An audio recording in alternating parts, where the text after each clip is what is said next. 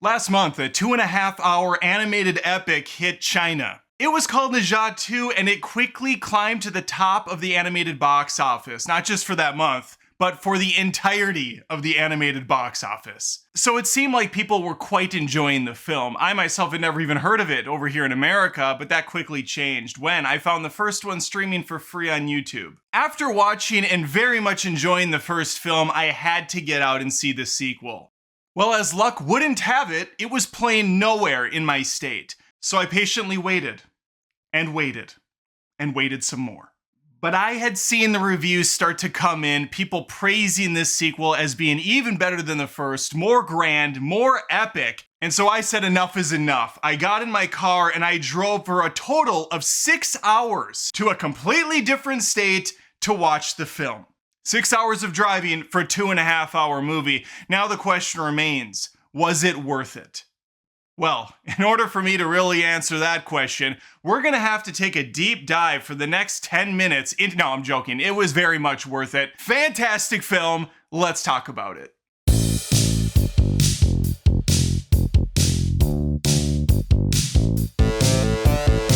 Before I get out my magic brush and paint on a fictitious canvas in front of me everything you can expect from this film without going into heavy spoilers, I would first really appreciate if you hit that subscribe and the notification bell. That way you'll see more of me in your feed in the future, and I would appreciate it as I cover movie content all the time here. If you are unfamiliar with Ne Zha, well, I'm here to fill you in on what you can expect. This movie's not rated here in the States, but I would put it around a harsh PG. It does have a lot of action, a lot of fantasy, a lot of fantastical elements. There is some blood mixed in, but it's kind of creatively dabbled. And there are some parts of this film that are pretty hard hitting for little ones. Nothing that's going to be too scary or extreme, I don't think. But there are some emotional moments that are probably going to bring a couple tears to the kids' eyes. Ne Zha 2, of course, being a sequel to the first, and this thing's gonna go pretty much right after the events of the last movie. I mean, some time has passed, I'm not sure how much exactly. Regardless, if you didn't see the first movie and you're going into this one fresh, you may have a hard time understanding what's going on. Even with the little intro animation they do to quickly fill you in. I saw the last movie, and that intro covers so much so fast, it's almost kind of useless to even be in the film. Ne Zha is the titular character of the movie. He's the lead protagonist, quasi-antagonist at points, because in the first movie, he is the evil, demonic product of the sun and moon clashing together and a bunch of elements building up, dark forces, good energy over time, and the result are two magical pills. One gets placed in a human child, the other in that of a dragon egg. Ne Zha is the evil little shithead that's going to terrorize the community for multiple years, while Aobing is the thoughtful, calm, collected, rational, good spirit form. One of fire, one of water. As someone who's a massive fan of the Avatar series, seeing these different elements being utilized in battle is always a good time. As someone who also dabbles and enjoys the Dragon Ball Z franchise, really cool seeing how these characters can level up over time. Mastering different fighting techniques, different types of magic, and weapons. The first Ne Zha is pretty straightforward. We have these two kids. The one that's supposedly evil, the demon, is going to be struck down by a lightning bolt after 3 years. These kids grow up a lot faster than conventional ones do. The crisis is avoided, but the result is a fracturing of their bodies. Instead, in spirit form, unable to get back into their original shells. There is a lot going on in the second film. One of maybe 6 plots is going to be about just that. Them finding a way to get back into a body and how this is going to pose several different problems as the movie progresses. The other huge carryover from the first film are the dragons. The dragons were tricked into protecting a bunch of evil titans and monsters down below, not knowing that they were going to be chained down there themselves, imprisoned, unable to ever seek refuge again. Well, that's all going to change when they find a little loophole to get out. While this is happening, Ne Zha's also on a quest to become immortal. This requires him to pass 3 highly skilled, highly challenging tasks. And each one of these is a blast to watch. The spectacle in this film is ratcheted up about 100% from the first one, which was already a very big production. I don't want to get too involved with everything happening in the story because this is a 2.5 hour movie. A lot is happening, but it all seamlessly and effortlessly plays together. I was never confused or lost by what was happening. Elements from the first film carried over pretty well. I think there was one thing that I was a little puzzled by. In the first movie, it was established that some of the worst scary creatures are being imprisoned by the dragon's power underneath them even.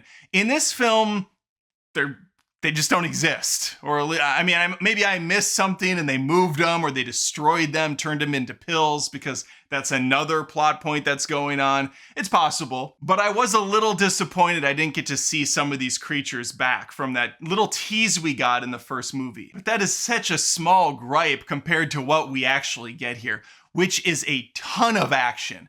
Some incredibly gorgeous looking visuals. The animation has taken a massive step up. The fluidity of the movements of the characters, the way they interact with the environments, and just the upgraded character models go a long way. And again, the first film's perfectly pleasant to look at. We just really leveled up for the sequel. Now, the first movie you can find on YouTube for free is English dubbed. I don't know if an English dub is available in the theaters here in America, or if you can even find it plain. You might have to drive 6 hours like I did. Or maybe you're just good at the native language of Mandarin. I actually prefer that with most non-English speaking movies. Oftentimes the voiceover work is shoddy at best. Although I will say, the first Ne Zha had pretty solid voiceover work. The only negative I give to the subtitles is I was watching this on a huge screen, and because it's so pretty to look at, I was bummed out every time I had to take my eyes off of what was in front of me to read the little type below. Again, not a fault of the movie, that's on me, but I'm just letting you know what to think about when you go to the film, especially if you're going to take your kids. If they're not the greatest readers yet, maybe don't take the 3-year-old out for this one. This feels like a film that would be appreciated by 8-year-olds and higher. I don't know why I said higher and not older. English is apparently hard for me to understand as well. If you like lore in films, Ne Zha 2 also expands on that quite a bit, not only with the spiritual characters and the supernatural stuff, but also with the social commentary in this one. It felt more adult in terms of how the story was presented. And there's a lot of things you can take from this one. I always appreciate a good Star Wars type story where you have the rebels versus the giant empire. The wealthy folks in their literal ivory towers looking down on the little people,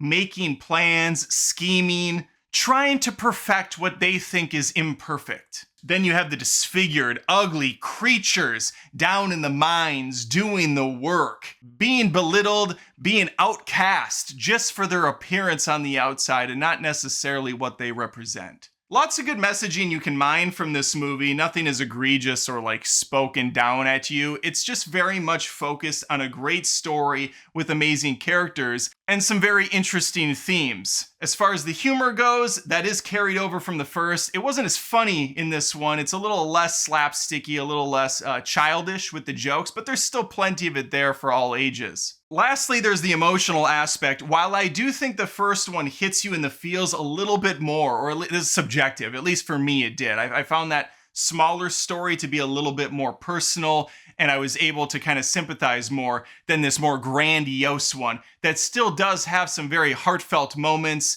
but it didn't pay off as well for me in that aspect. Instead, it's got some insane epic battles going on with these huge armies squaring off against each other and these powerful godlike characters flying around, throwing fireballs, using weapons. It's absolute insanity, and I have no idea how they rendered, animated, or did any of the storyboarding for this thing. It just seems mind-blowing. I reported on this movie doing very well at the box office a couple weeks back, but now that I've had a chance to see it, I can thankfully say it has earned its place. Do I think it's the best animated film of all time, so it should thereby be the #1 box office holder? No, I don't, but at least I can say it's a really good movie, and I can totally understand why people are going out in waves to see this film. And I also am very hopeful we will get a third movie to continue this epic saga. I just only hope I don't have to drive so far next time to view it on the big screen. All right, those are my thoughts on Ne Zha 2. Let me know if you've seen it. Let me know if you're more interested after this glowing review. And I would highly suggest checking out the first film. It is free, like I said, on YouTube. It gives off a very Kung Fu Panda vibe, and I'm a big fan of those Kung Fu Panda movies. I think this is even better as a series so far. Hopefully the third one sticks the landing. but that kind of gives you something to gauge it off of. All right, let me know. Please, again, think of subscribing, liking the video, hitting that notification bell, and that way more of these videos will show up in your feed, and I would appreciate it. Thanks for watching. Thanks again for watching the video. If you wouldn't mind, I would appreciate it if you checked out patreon.com/AdamDoesMovies. That's where fans of my channel go to help support it. There are different tiers with different offerings, exclusives every month. We got multiple movie reviews, there's a vlog monthly, and even if you don't want to plop down $1 a month, you can just sign up for Patreon for free and become a member at no charge. Appreciate your time. Thanks.